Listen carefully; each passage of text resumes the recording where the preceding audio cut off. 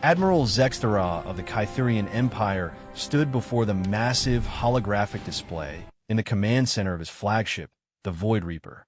His four eyes gleamed with satisfaction as he watched the final preparations for what would become the most talked-about military campaign in galactic history. Behind him, the bridge buzzed with activity as his officers coordinated the largest invasion fleet ever assembled.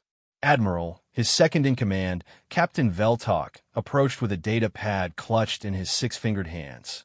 The final scout reports from the target system have arrived. The third planet shows minimal defensive capabilities. Their technology appears to be roughly 2,000 years behind our own. Zextera's mandibles clicked in amusement. 2,000 years? Are you certain of this assessment? Yes, sir. Our long-range scanners detected primitive projectile weapons, combustion-based vehicles, and what appears to be early atomic technology. They have launched a few crude satellites, but nothing that poses any threat to our forces. The planet appears ripe for harvesting.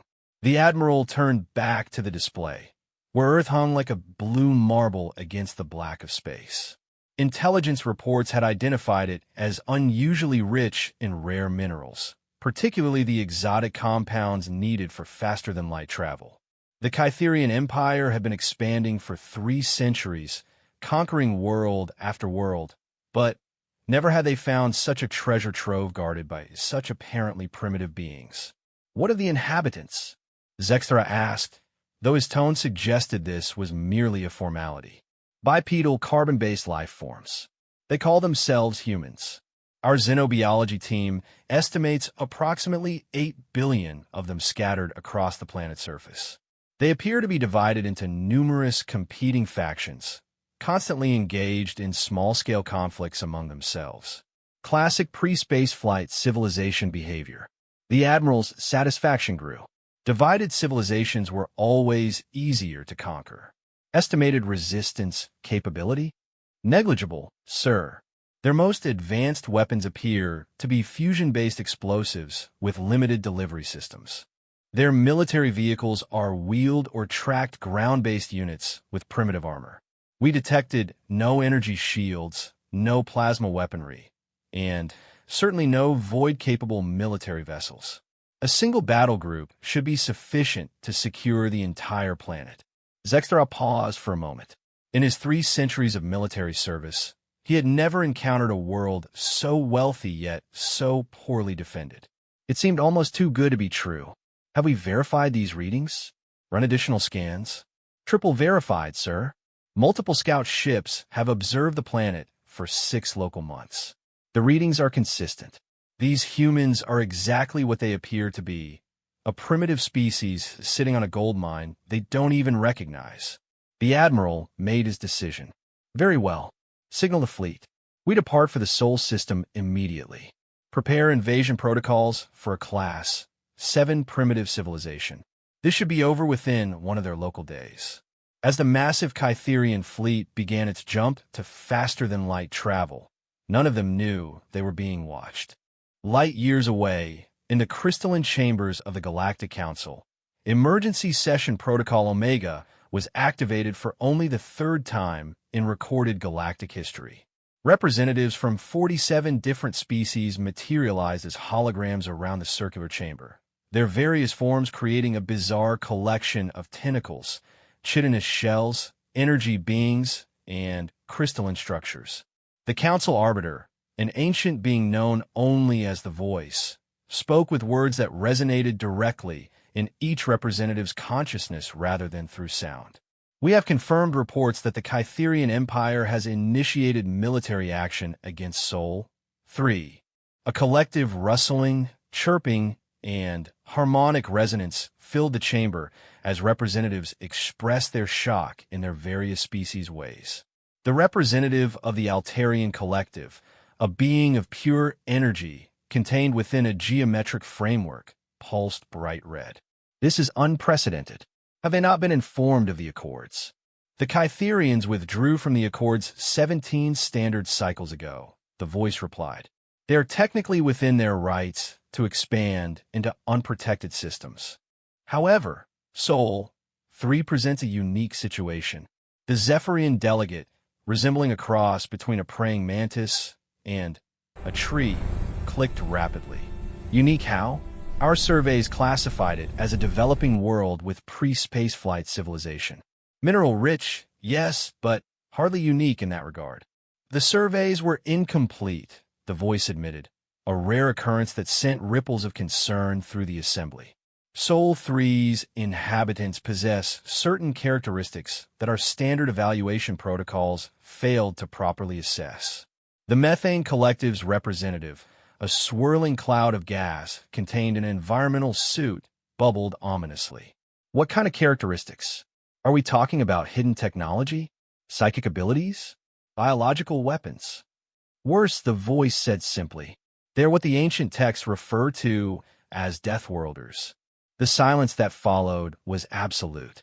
Even the energy beings seemed to dim their output. The crystalline hegemony's delegate, a living mineral formation that spoke through harmonic vibrations, was the first to respond. Deathworlders are a myth, a legend from the First Age. No species could actually evolve on a world hostile enough to create such beings. Sol 3 has a gravity 1.7 times galactic standard. The voice continued relentlessly. Its atmosphere is 21% oxygen, creating a combustion-supporting environment so reactive that the planet regularly experiences massive oxidation events they call wildfires. The surface is 70% covered in a corrosive liquid that would dissolve most of our technologies. Weather systems routinely produce wind speeds that would tear apart most of our structures. The representatives absorbed this information with growing horror. The planet experiences regular seismic activity, massive electrical discharges from the sky, and rotating storm systems with wind speeds exceeding 200 standard units. The inhabitants have evolved to not only survive in this environment, but to thrive in it. The Altarian collective pulsed a sickly yellow. And the Kytherians are invading this world? Have they performed proper reconnaissance? Our sources indicate their intelligence gathering was limited to technological assessment and basic biological scans. They see only primitive technology and assume primitive capability. They do not understand what they are truly facing. The Zephyrian delegates' clicking became more rapid. Should we warn them? The Kytherians may be aggressive expansionists, but this could be genocide for them. The Accords prevent direct intervention in conflicts involving non-council species, the voice replied. However, we are authorized to observe and document. This may be the first recorded contact between a standard galactic civilization and true Deathworlders. The data could be invaluable. Invaluable for what? Demanded the Methane Collective representative. For understanding what created the forbidden zones in the Outer Rim. For learning why the First Age ended so abruptly. For discovering why certain regions of space remain empty despite being rich in resources.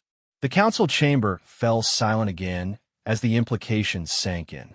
The forbidden zones were regions of space that had been empty for millions of years, despite showing clear evidence of once thriving civilizations. No one knew what had happened to the species that once lived there, but the zones remained eerily devoid of life, as if something had swept through and erased everything. The voice continued. Preliminary observations of human behavior suggest they possess several characteristics consistent with theoretical Deathworlder psychology. They are highly aggressive, extremely adaptable, and demonstrate an unusual relationship with danger and death. They engage in recreational activities that would be considered torture by most species. They consume chemical compounds for pleasure that would be lethal to 90% of known life forms. What kind of recreational activities? The crystalline hegemony delegate asked, though its harmonic tone suggested it wasn't sure it wanted to know. They voluntarily subject themselves to high-gravity situations for entertainment. They immerse themselves in the corrosive liquid covering their planet's surface. They climb sheer rock faces using only their appendages. They launch themselves from extreme heights with minimal safety equipment. They compete in physical combat for no purpose other than determining superiority. They explore hostile environments specifically because they are dangerous. The assembly processed this information with varying degrees of disbelief. And their social structure? Inquire the representative of the Peaceful Consortium, a collective of floating jellyfish-like beings, fragmented into competing nation-states, but with a documented history of unifying against external threats. They have survived multiple planetary catastrophes, including at least 5 mass extinction events. They have weaponized their own planet's hostile nature. They have learned to harness the electrical discharges, tame the corrosive liquid, and even split the fundamental forces that hold matter together. The voice paused, allowing this to sink in before delivering the most disturbing information. They have also demonstrated a complete lack of proper survival instinct when facing superior odds. Historical records show repeated instances of small groups of humans defeating much larger forces through sheer determination and creative application of violence. They appear to become more dangerous when cornered, not less. They have a saying, if you're not willing to shell your own position, you're not willing to win. The Altarian collective's form flickered rapidly. Are you saying they would destroy their own world rather than surrender? Their nuclear weapons are primarily targeted at their own planet. Every major population center has multiple extinction-level devices aimed at it, controlled by their own governments. They call this mutually assured destruction and consider it a stable peacekeeping strategy. The horror in the chamber was palpable now. The Methane Collective's representative bubbled frantically. We have to warn the Kytherians. This isn't conquest. This is suicide by proxy. Too late, the voice announced. Long-range sensors indicate the Kytherian fleet has dropped out of FTL travel at the edge of the Sol system. First contact protocols are being initiated. May the void help them, whispered the Zephyrian delegate. Admiral Zexthara stood on his bridge, watching as his fleet's sensors began detailed scans of the Sol system. The third planet hung before them like a blue and green jewel, exactly as the intelligence reports had described. Admiral, his sensor officer called out, we're detecting unusual readings from the planet's surface. Elaborate. Sir, the energy signatures are inconsistent with our previous assessments. We're detecting massive industrial complexes, far more advanced manufacturing capabilities than anticipated, and what appears to be a global communications network of considerable sophistication. Zexthara frowned. You said their technology was primitive. It is, sir, but the scale is unprecedented. They appear to have built their civilization using brute force engineering rather than elegant solutions. Where we would use anti-gravity, they use controlled explosions. Where we would use energy shields, they use thick metal plating. It's crude but effective. No matter, the Admiral decided. Crude technology is still primitive technology. Signal the first wave. Begin the invasion. As the lead ships moved toward Earth, their crews confident in their superior technology and tactical advantage, none of them noticed the small objects beginning to separate from the blue planet's surface. Objects moving far faster than any civilization with primitive projectile weapons should have been able to achieve. On Earth, in the deepest levels of NORAD, General Sarachan watched as radar operators tracked the incoming alien vessels. Ma'am, her communications officer called out, we're receiving transmissions. They're demanding our surrender. Chen looked at the translation appearing on her screen. The alien message was formal, almost bureaucratic in its tone. Primitive inhabitants of Sol 3, you are hereby notified that your world has been selected for resource extraction by the Kytherian Empire. Surrender immediately, and your deaths will be swift. Resistance is futile. The general was quiet for a long moment. Then, she turned to her staff with a smile that would have terrified any species that understood the evolutionary psychology of predators. Gentlemen, she said calmly, it appears we're being invaded by aliens who think we're primitive. Should we contact the UN, ma'am? Begin diplomatic protocols? Chen looked back at the display showing the incoming fleet. Hundreds of ships, each one larger than anything humanity had ever built. A conventional military assessment would conclude that resistance was indeed futile. But Sarah Chen had not become the youngest general in U.S. history by accepting conventional assessments.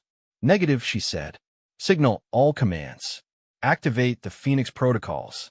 And give me the president. Tell him the Joint Chiefs recommend we show our visitors why we're the species that figured out how to split atoms just so we can make bigger explosions. As alerts began sounding in military installations across the globe, the first human spacecraft began their intercept courses. They were small by galactic standards, crude by Kytherian measures, but they carried something no alien invader had ever encountered.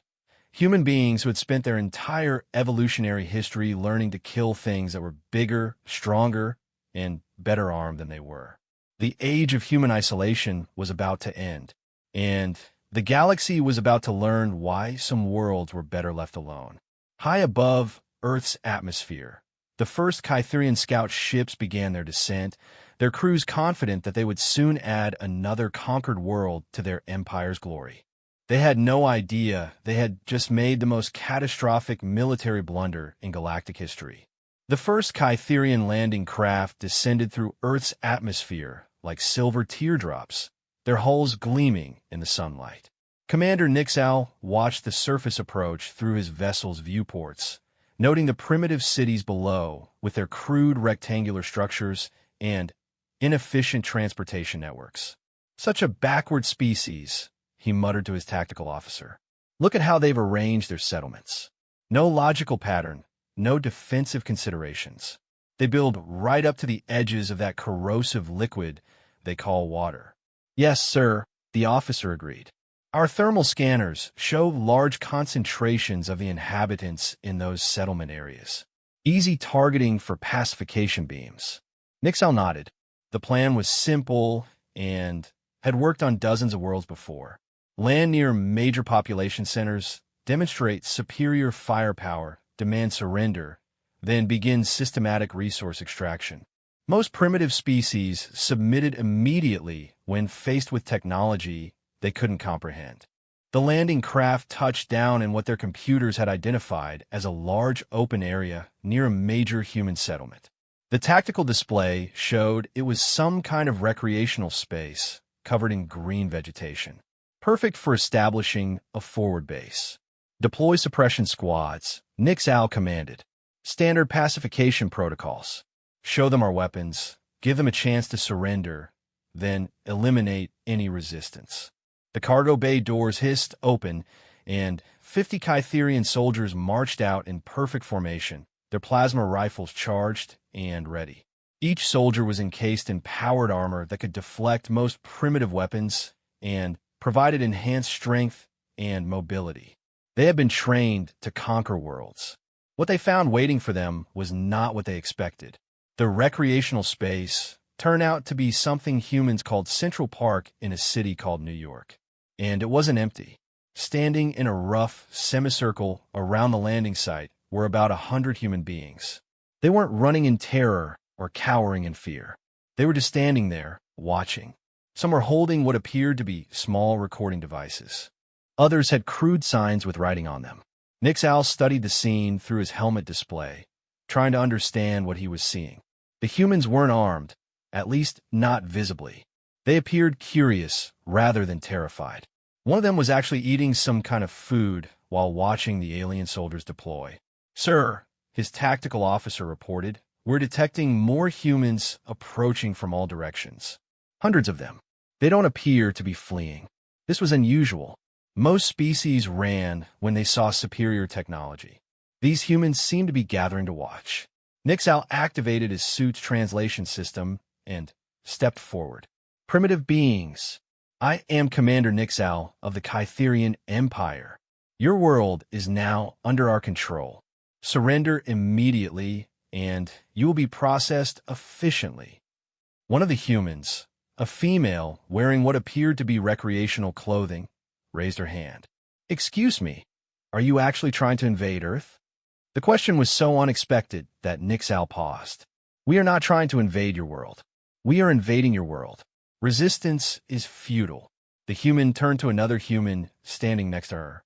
Did he just quote Star Trek? I think so, the other human replied. That's actually kind of adorable. Adorable? Nixal felt his confusion growing. These beings were calling his invasion announcement adorable? Sir, his communications officer's voice crackled in his helmet. We're receiving multiple transmissions from around the planet. The humans appear to be broadcasting our landing on their global communication network. Broadcasting it? Why would they broadcast an invasion? Unknown, sir. But the signals are being sent to millions of their kind simultaneously. Nixal decided to stick to the standard protocol. He raised his plasma rifle and fired a demonstration shot at a nearby tree. The ancient oak exploded in a shower of splinters and flame. The humans watched this with apparent interest. One of them, a male wearing a colorful garment with words printed on it, nodded approvingly. Nice. What kind of yield are we looking at there? Plasma-based? Energy density must be pretty impressive. Nixal stared at the human. You should be terrified. Terrified? Why? That's some pretty cool tech you've got there. Is that some kind of magnetic confinement system for the plasma?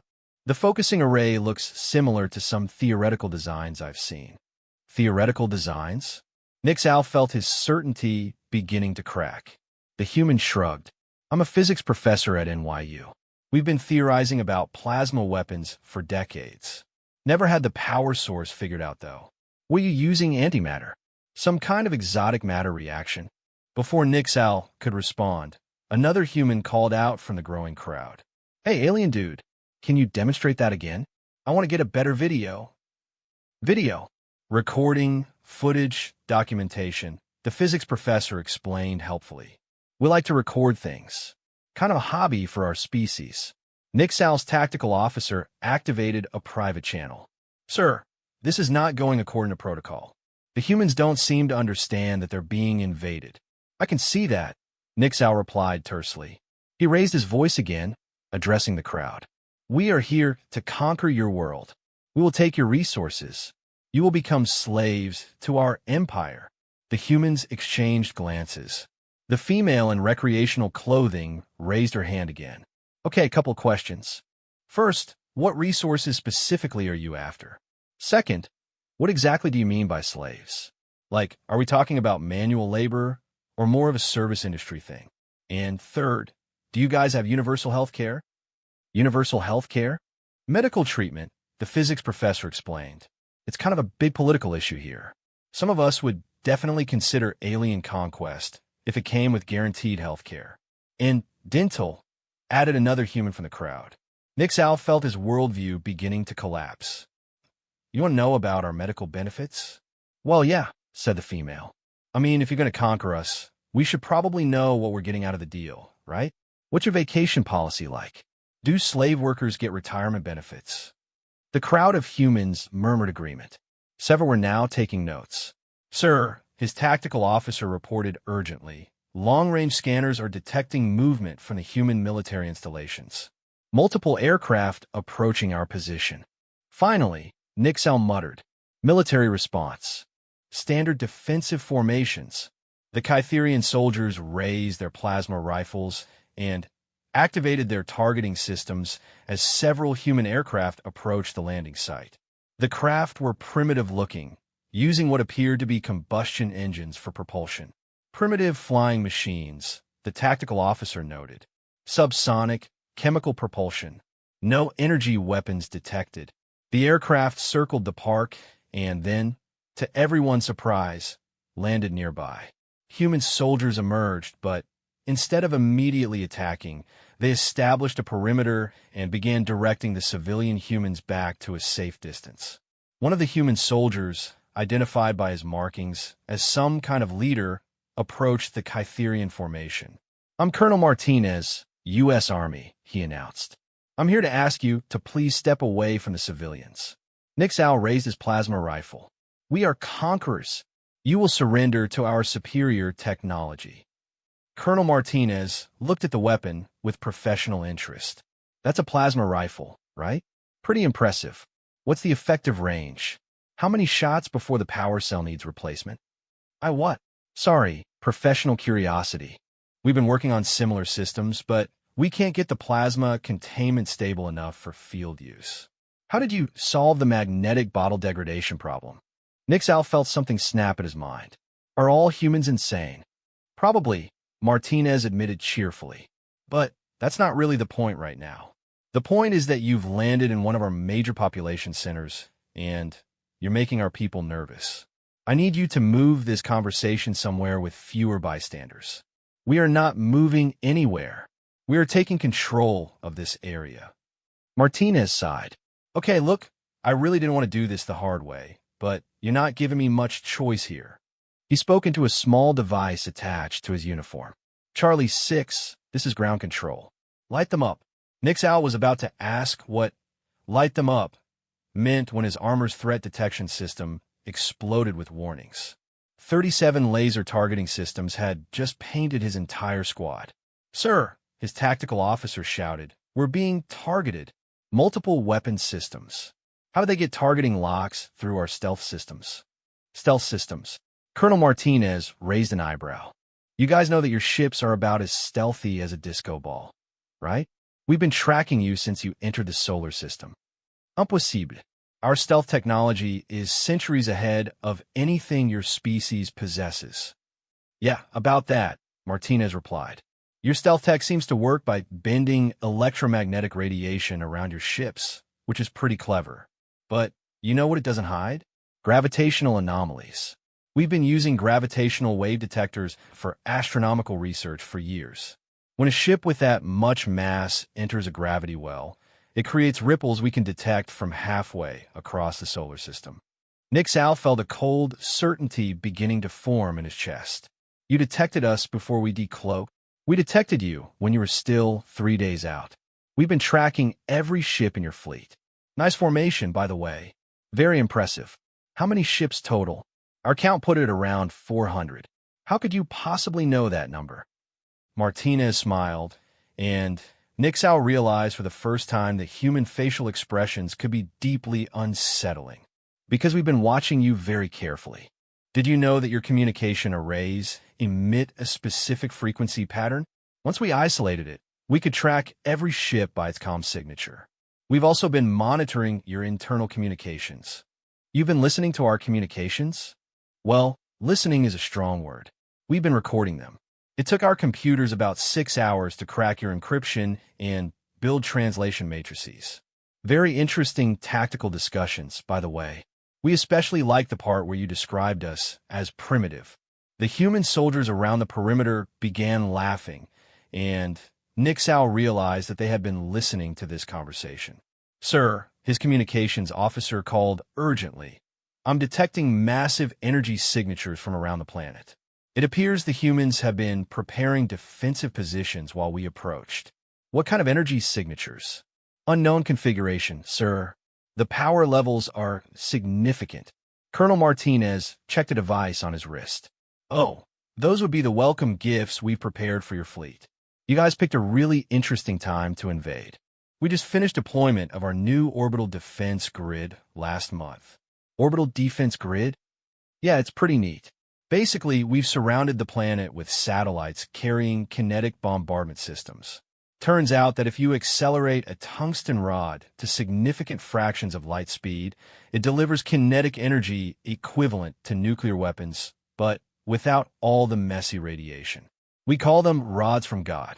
Nixal's armor computer was now screaming warnings about the massive energy buildup it was detecting in Earth's orbital space. You've weaponized your planet's orbit? Oh, that's just the beginning, Martinez said, his smile growing wider. See, the thing about humans is that we've spent our entire existence fighting things that were bigger, stronger, and better armed than we are. Saber-toothed cats, mammoths, each other. We got really good at it. Sir, the tactical officer whispered urgently. Orbital scans show that the humans have been preparing defensive positions for months.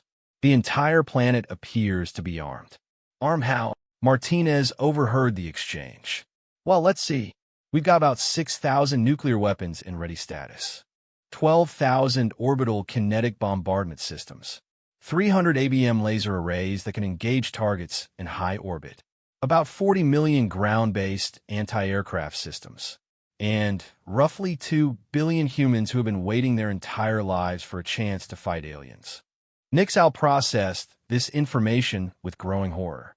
2 billion soldiers. Soldiers? Oh no, that's just the general population. Our actual military is only about 30 million. But see, the thing is, on Earth, pretty much everyone learns to fight. It's kind of a cultural thing. Some planets evolve cooperation. We evolved warfare. The colonel gestured toward the crowd of human civilians, who were still watching the exchange with apparent fascination. Take Sarah here. He pointed to the female in recreational clothing. Elementary school teacher. Also a competitive marksman who can put 10 rounds in a 2-inch group at 500 meters. Jerry, there's an accountant who builds military-grade explosives as a hobby. Mike's a plumber who spent 2 tours in Afghanistan before he decided he wanted a quieter job. Nixal looked at the humans with new eyes. They weren't cowering or fleeing. They were evaluating, calculating, waiting. You planned this, he realized. Planned what? An alien invasion? Martinez shook his head. No, we just got lucky. But we've been planning for something like this since we figured out that space was big enough to hide other civilizations. It's called the Phoenix Protocol. Phoenix Protocol? Yeah, mythological bird that rises from ashes. The basic principle is simple. If someone comes to destroy us, we make sure they burn with us. Mutually assured destruction, but on an interstellar scale. Nixal's communications array suddenly crackled to life. It was Admiral Zextara's voice, and it sounded strained. All ground teams, report status immediately. We are detecting massive energy signatures from the planet's surface. Something is very wrong here. Before Nixal could respond, Colonel Martinez spoke into his own communication device. Control, this is Ground Team Alpha. Inform Fleet Command that the commander would like to speak with Admiral Zextara directly. How do you know the Admiral's name? Nixal demandith. Martinez's smile became positively predatory. Because we've been listening to your communications for 3 days. We know all your names, your ship configurations, your tactical plans, and your assessment of our capabilities.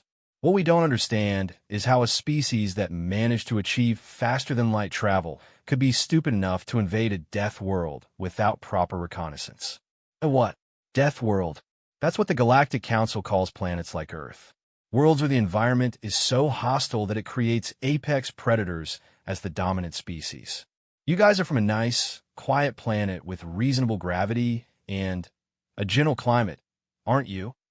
Nixal thought about Kytheria, with its soft breezes and peaceful seas. How could you possibly know that? Because you made the same mistake every other species makes when they look at us.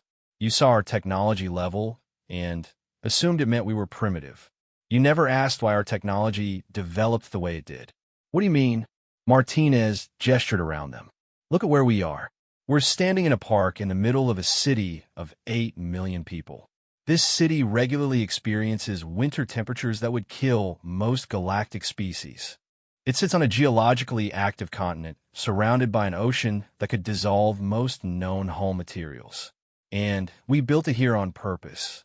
On purpose. Because it was convenient. This is one of the mild parts of our planet. You want to see hostile? We have cities built on active volcanoes because the geothermal energy is useful. We have research stations in environments so cold that most known substances become brittle. We vacation in places where the local wildlife considers us food. Nixal was beginning to understand why his tactical computer kept revising its threat assessment upward. The point is, Martinez continued, we didn't develop advanced technology because we're a peaceful species that had time to focus on science. We developed it because our planet kept trying to kill us, so we had to get creative about survival. And now, Martinez's expression became deadly serious. Now we're going to show you what a species that evolved on a death world can do when someone threatens our home. Ground control, initiate Phoenix Protocol. Authorization, Charlie 77 Alpha. Across the planet, systems that had been quietly waiting in standby mode came online. Orbital weapons platforms powered up their targeting systems. Military bases activated their defense grids. And 2 billion humans began preparing for war. Admiral Zextara stood on the bridge of the Void Reaper, watching his tactical display with growing confusion. What should have been a simple invasion was becoming the strangest military engagement of his career. "Sir," his sensor operator called out, "the humans are broadcasting on all frequencies. They want to speak with you directly." Broadcasting? They're not even trying to maintain communication security. "No, sir. They appear to be transmitting openly to our entire fleet. And, sir, they're also broadcasting to the rest of the galaxy." Zextarov felt his stomach drop. "The rest of the galaxy?" "Yes, sir. They've somehow accessed our long-range communication arrays and patched them into their own systems. This conversation is being broadcast in real time to every major civilization within 50 light years." The Admiral closed all four of his eyes for a moment. The political implications of a failed invasion being broadcast across the galaxy would be catastrophic for the Kytherian Empire. "Put them through," he ordered. The main display flickered, and suddenly he was looking at a human female sitting in what appeared to be an underground facility. She was wearing a military uniform, and her expression was calm, almost friendly. "Admiral Zextarov," she said, "I'm General Sarah Chun, commander of Earth's Unified Defense Force. Thank you for accepting our communication request." "I did not accept anything," Zextarov replied sternly. "You have somehow breached our communication systems." "Oh, that," Chin smiled. "Yes, we've taken the liberty of upgrading your communication arrays with some of our own hardware. Our tech teams deployed nanoscale infiltration systems when your fleet first decelerated. We've been inside your computer systems for about 6 hours now. Impossible. Our cybersecurity protocols are the most advanced in the galaxy." "I'm sure they are," Chin agreed politely. "Unfortunately, they were designed to defend against civilizations that develop technology logically and ethically. They weren't designed to defend against a species that learned to hack systems by first learning to hack their own biology." "What are you talking about?" Chin leaned back in her chair. "See, Admiral, most species develop technology to make their lives easier. We develop technology to make our lives possible. There's a difference. When your species first discovered computers, I'm betting you used them for mathematics and record-keeping, right?" "Of course. That is the logical application. When we first developed computers, we used them to calculate missile trajectories and simulate nuclear explosions. When your species developed networking, you probably used it to share scientific data and cultural information. When we developed networking, we used it to coordinate military operations across global distances." Zextarov was beginning to see where this was going, and he didn't like it. "The point is," Chun continued, "we've been developing cybersecurity and cyber warfare capabilities for about 70 years now. Your security systems are designed to keep out curious scientists and prevent commercial espionage. Our systems are designed to function while under active attack by people who want to kill us." "You're bluffing," Zextarov declared, though he was beginning to doubt his own words. "Am I?" Chun smiled again, and somehow her expressions were even more unsettling than Colonel Martinez's had been. "Computer, display current fleet status for Admiral Zextarov."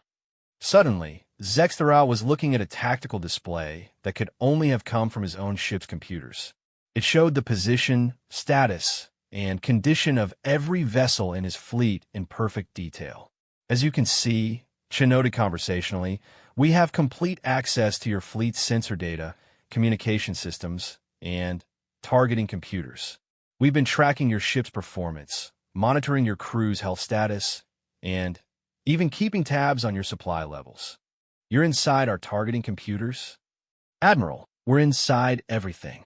Your environmental systems, your navigation computers, your weapon systems, even your food processors. Did you know that Ensign Veltak on Deck 7 of the cruiser Death's Edge is developing what you call stomach fever from contaminated rations? You might want to have your medical staff look at that." Zextarov's communications officer was frantically checking his systems and confirming Chin's statements with expressions of growing horror. "What do you want?" Zextarov demanded. "Right now, I want to understand why you thought invading Earth was a good idea. Our computer analysis of your strategic planning suggests that you performed less reconnaissance on our planet than most species do when choosing a vacation destination. Your planet appeared to have valuable resources and minimal defenses. And based on that assumption, you brought 400 ships and roughly 50,000 soldiers to conquer a planet of 8 billion inhabitants. When she put it that way, it did sound remarkably foolish. Your technology is primitive, Zextera insisted. Our weapons are centuries ahead of anything your species possesses. Are they? Chen asked. Computer, show the Admiral our current orbital defense status.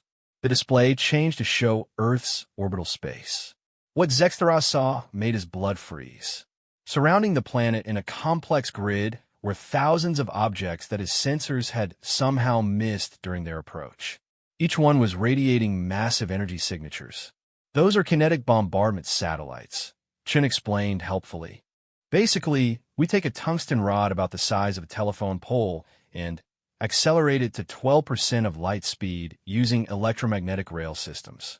When it hits something, it delivers approximately the same energy as a nuclear weapon, but without the radiation signature.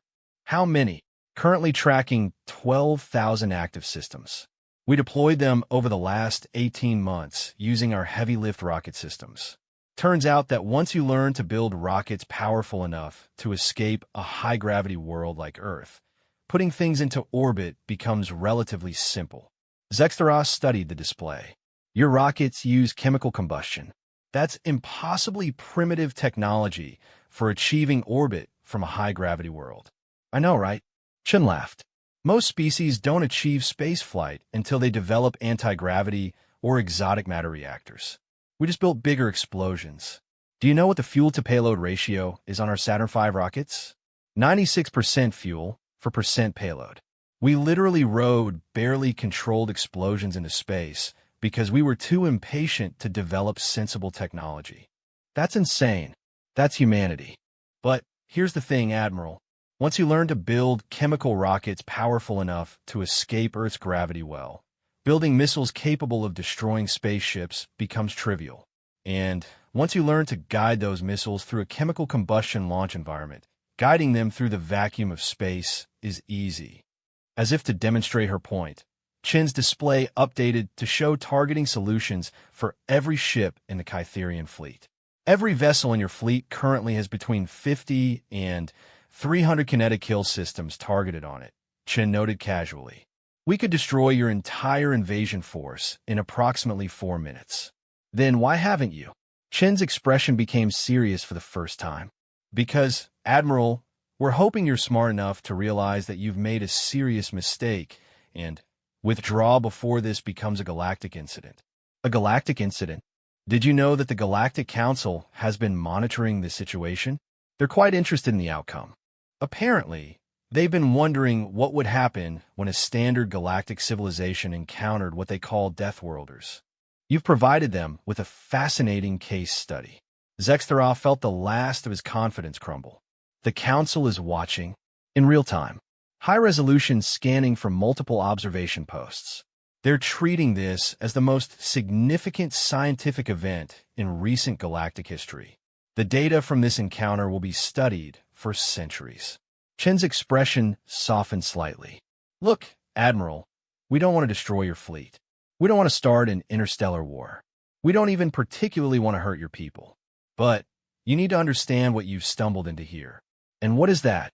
Earth isn't just a high-gravity world with hostile weather, Admiral. It's a planet where everything evolved to survive in an environment that would kill most galactic species in minutes. Our bacteria are toxic to most known life forms. Our viruses mutate faster than most medical systems can track them. Our plants produce chemical compounds that will be classified as military-grade poisons by most civilizations. She paused to let this sink in. And with the apex predators on this world, we didn't just survive here, Admiral. We conquered it. Every other species on this planet is afraid of us, and they evolved here. What do you think that makes us in galactic terms? Zextera was beginning to understand the scope of his mistake. Your invasion fleet represents the largest military force the Kytherian Empire has ever assembled, Chun continued. It could conquer any world in known space. But you're not dealing with a normal world, Admiral. You're dealing with a planet that produces nightmares. Sir, his tactical officer whispered urgently. Long-range sensors are detecting movement from the human military installations. Multiple launch signatures. They're attacking? No, sir. Chen's voice drew his attention back to the screen. We're launching our diplomatic response. Diplomatic response? We're sending up a delegation to discuss terms. Fair warning, though, our diplomats are almost as dangerous as our soldiers. The main screen split to show both Chun and a new image. A sleek human spacecraft lifting off from the planet's surface on a pillar of flame that would have been visible from orbit. That's our newest diplomatic shuttle, Chen explained. The Carl Sagan. It's armed with scientific instruments, translation equipment, and enough firepower to sterilize a small moon. We believe in prepared diplomacy. What are your terms? Zextra asked, though he suspected he already knew the answer.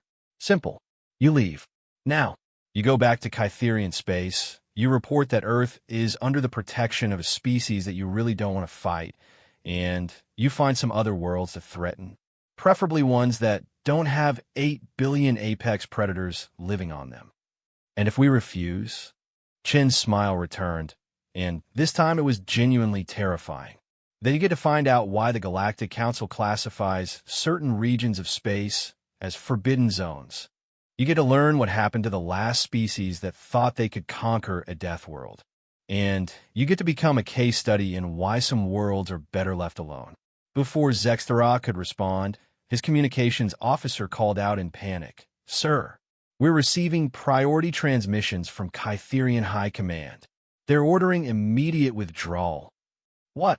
Sir, apparently the Galactic Council contacted our government directly. They've informed us that Earth is classified as a restricted development zone, and that any military action against it violates several interstellar treaties that we didn't know existed. Chen nodded. The Council moves fast when they need to. They've been watching human development for about 50 years, waiting to see if we'd destroy ourselves before achieving spaceflight. We passed their evaluation last month. What evaluation? Species maturity assessment. They wanted to make sure we wouldn't immediately start conquering other worlds once we achieved interstellar capability. Turns out that a species that spends 60,000 years learning to kill everything on their own planet before figuring out space travel tends to be relatively peaceful toward other species. Peaceful? Well, relatively speaking, we're absolutely vicious toward anything that threatens us, but we don't usually pick fights with people who leave us alone.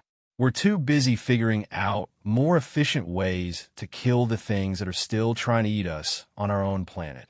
The screen flickered as another transmission came through. This time, it was from a source Zextar recognized with cold dread. The Galactic Council's emergency broadcast system.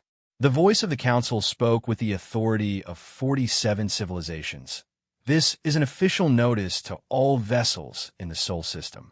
Earth is hereby designated as a sovereign death world under Council protection.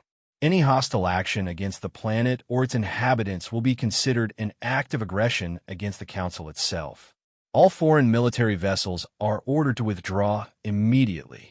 Well, Chun said conversationally, I think that settles things. Admiral, it's been fascinating meeting you, but I think it's time for you to go home.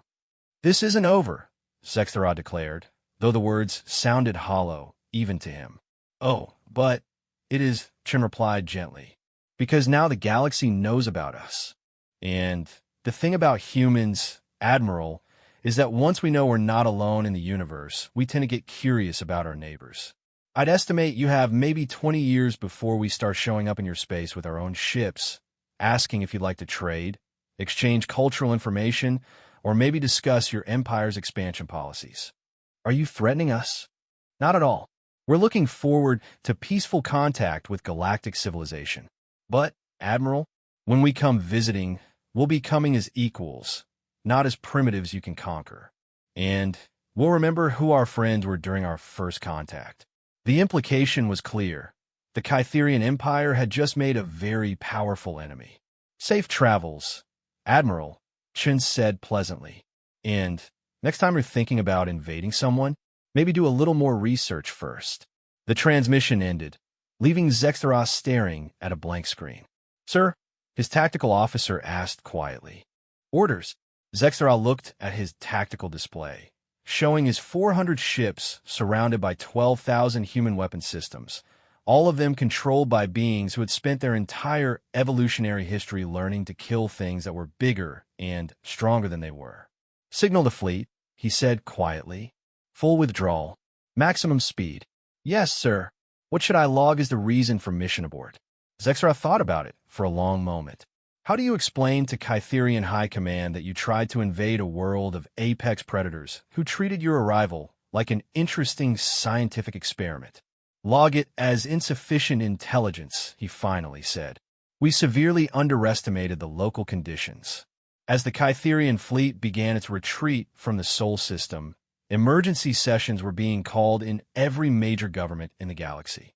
The implications of what had just happened would reshape interstellar politics for generations to come. And, on Earth, General Sarah Chun leaned back at her chair and smiled.